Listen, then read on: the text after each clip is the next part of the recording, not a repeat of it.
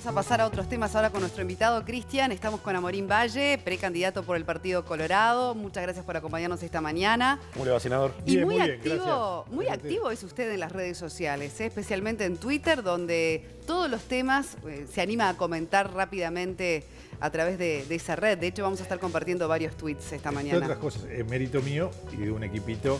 De un equipo, pero digo, conmigo. se ha adaptado rápido. No, sí. No hay más remedio. Hay que estar. Digo, en realidad, en las redes sociales todas. En Uruguay yo tengo la impresión de que el Facebook sigue siendo muy sólido.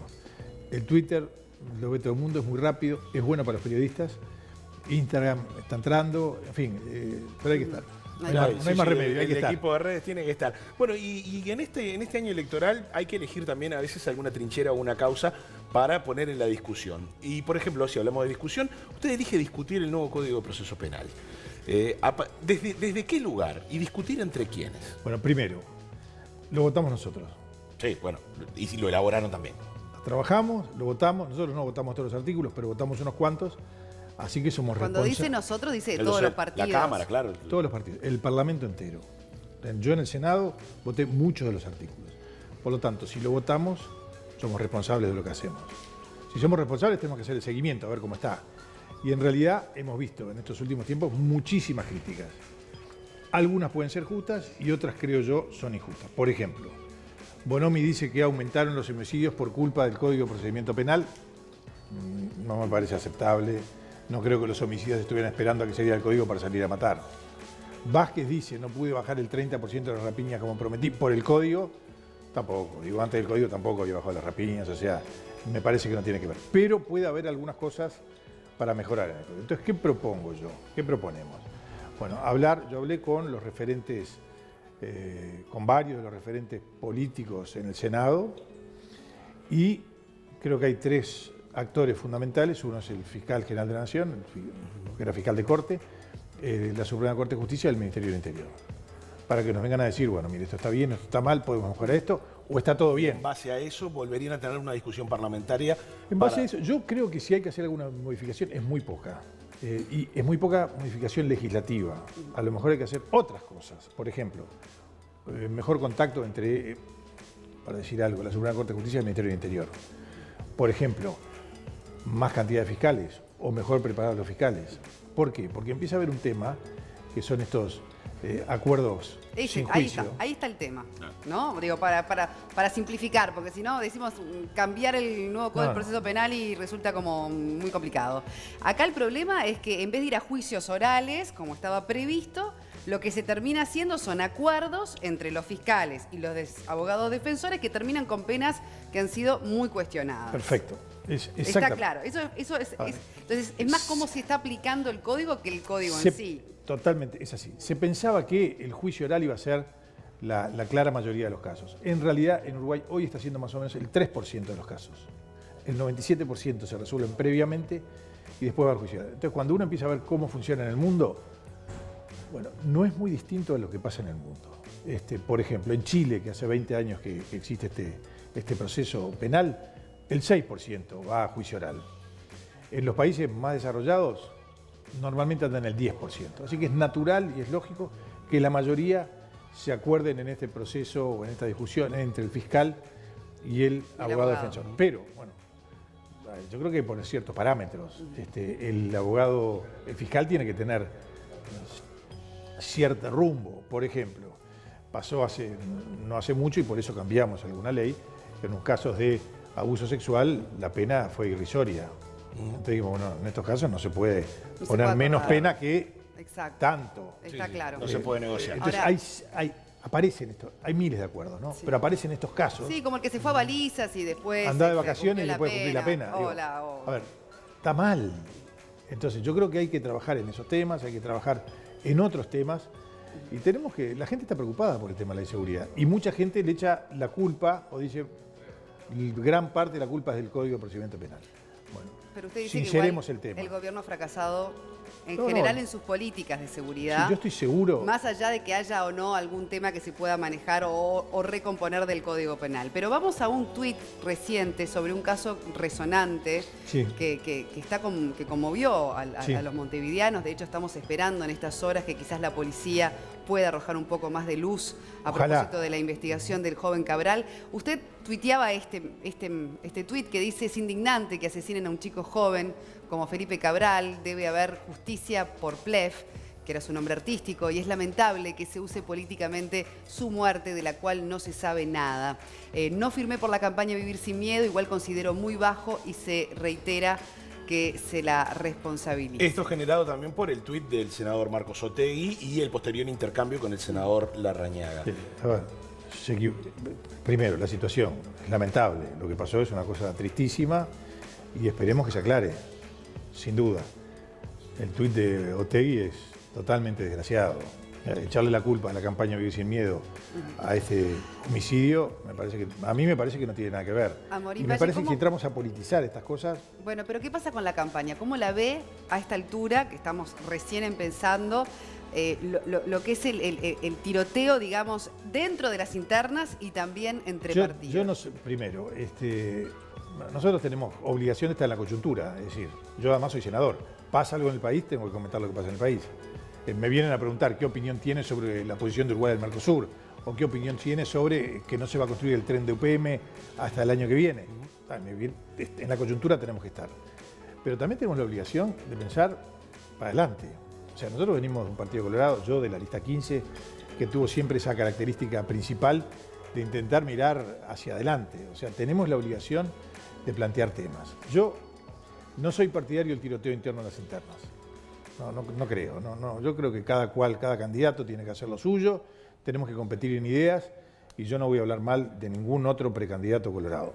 Lo tengo claro. Pero ha habido ruido en su Está propia bien. interna, ¿no? Entre Talvi, no Sanguinetti, pero sí lo que él refirió como sanguinetismo. ¿Le preocupa que hayan esos enfrentamientos dentro de la Yo creo que nosotros dentro del Partido Colorado tenemos la responsabilidad de llegar en unidad al 30 de junio. Yo creo que el 30 de junio tiene que salir un partido unido, un partido fuerte, pensando en la elección de octubre. Esa es mi obligación dentro del partido. Y yo creo que la unidad no se construye en 10 minutos. Yo creo que la unidad, como tantas cosas en la vida, hay que ir construyéndola. Y me parece que si yo hablara mal de mis compañeros de competencia, no estaría ayudando a la unidad.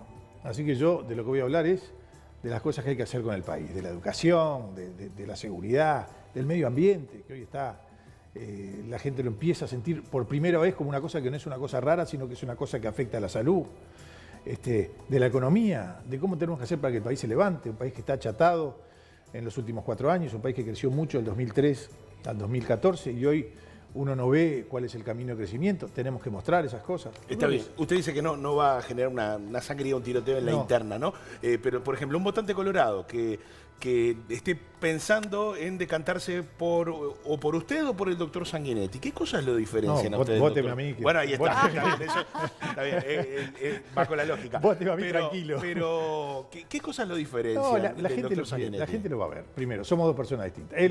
Venimos de dos corrientes distintas del partido.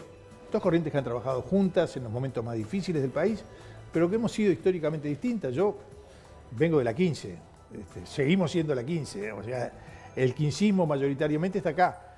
El doctor Sanguinetti fue el fundador del foro, hoy Ballistas, que es una corriente distinta a la nuestra. Los colorados eso lo ven y lo conocen y votarán a que le parezca mejor.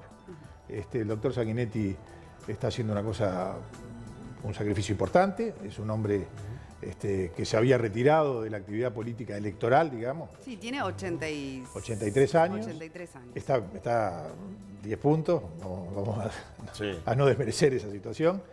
Y la gente tomará decisión y verá cuáles son las propuestas de Sanguinetti, y verá cuáles son las mías, y verá cómo caminamos, y verá cuáles son las actitudes que tenemos frente a distintas situaciones, y tomará decisión. Si usted no gana la interna, ¿se ve integrando una fórmula?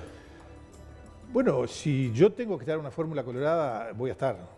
A ver, cuando uno está en un partido, uno es parte de ese partido. Uno no puede decir, bueno, si gano voy y si no gano me voy para casa.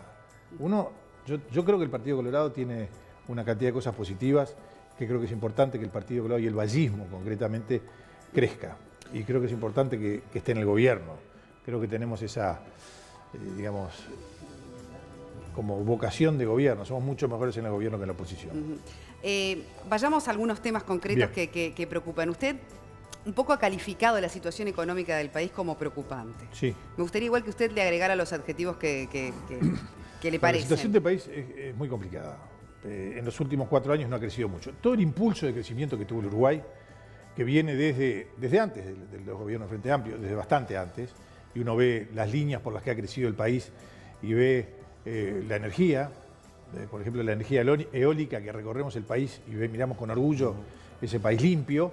Eso viene de una ley de marco energético de mediados de los 90 que permitió que los privados pudieran generar energía. El Frente Amplio estuvo en contra y hizo un recurso de referéndum, pero la gente no lo votó. Eso es uno. La forestación. La forestación es una ley que promueve la forestación de 1987, que terminaba, es una política industrial a largo plazo, que terminaba con la instalación de plantas. Hoy es la principal exportación del Uruguay y lo va a ser cada vez más. ¿Pero por qué considera que es preocupante la situación económica? No, porque hoy el país no está creciendo. Pero está creciendo, pero poco en relación a... Poco y nada. Porque están los hay un dos crecimiento discursos, sostenido. ¿no? El oficialista y el de la oposición. A ver, desde el año 2015 en adelante, el crecimiento se planchó. El país creció entre el 2003 y el 2014 a niveles más altos que los históricos. Y desde el 2015 en adelante a nivel bastante más bajo de los históricos. Pero más baja la inversión, aumenta el déficit fiscal y se mantiene alta la inflación. Esas son cosas complicadas. El déficit fiscal, para que la gente lo entienda, es la diferencia entre lo que a uno le ingresa y lo que uno gasta. Que es del 4% actualmente. Es el 4% del PBI. Esos son 2.500 millones de dólares más o menos. Si ustedes gastan más de lo que tienen en su casa, la única forma de hacerlo es pedir prestado, a través de la tarjeta de crédito o como fuera. Eso es lo que hace el Uruguay.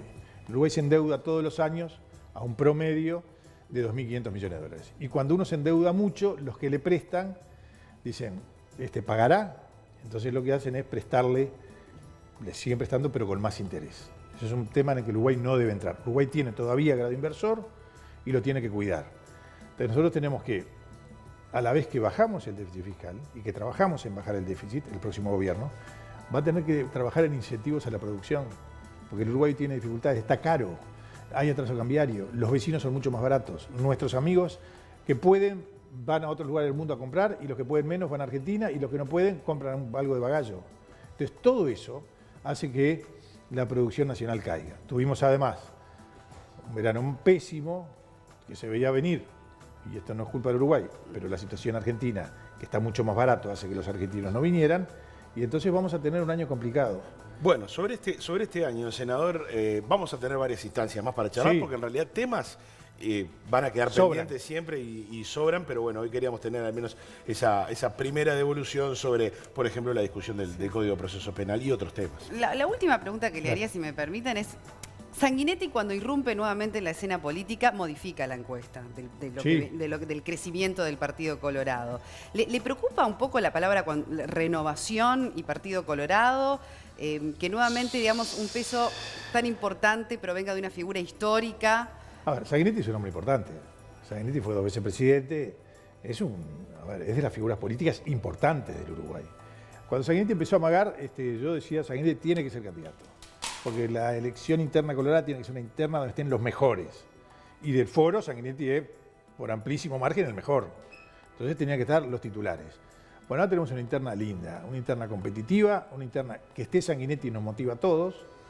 Es mucho más motivante competir contra Sanguinetti para intentar ganarle. ¿Y no le parece mucha competencia entre cuántos hoy son los precandidatos del Partido Colorado? Porque como 6. Son 6, ahí está, son 6. Se sumó Aníbal Lodowski. ¿Le parece que eso es bueno o no? Bueno, que sean tantos. Quiere decir que hay mucha gente que tiene ganas. Está bueno. Digo, en realidad el drama es cuando no tenés ninguno.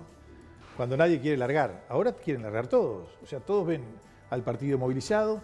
Todos vemos, recorremos el país, que hay gente que no se arrimaba ni de casualidad, que empieza a arrimarse. Hay otros que no nos votaron que se suman. Entonces hay como un entusiasmo. Y a mí me parece bien, estoy contento. Se toma con humor caricaturas como la del cuplé de Araca Lacana, que dice que el Colorado está en vías de extinción. Sí, y que hay que protegerlo y que hay que cuidarlo. No, está bien, es ingeniosa. Pero hace tiempo que dicen eso y nosotros estamos trabajando para una cosa distinta, para que el Partido Colorado siga siendo un partido importante, es en defensa de las libertades, de las cosas en las que creemos nosotros los Hay que balsistas. tomárselo con humor, entonces. Siempre. Y si no, vos sabés las cosas que me dicen a mí en las redes. Bueno, las redes. Hay que otro- tomarlo Ese es con otro buena, capítulo. con buena onda. Senador, muchas gracias por su presencia esta Un mañana. placer. Muchas gracias.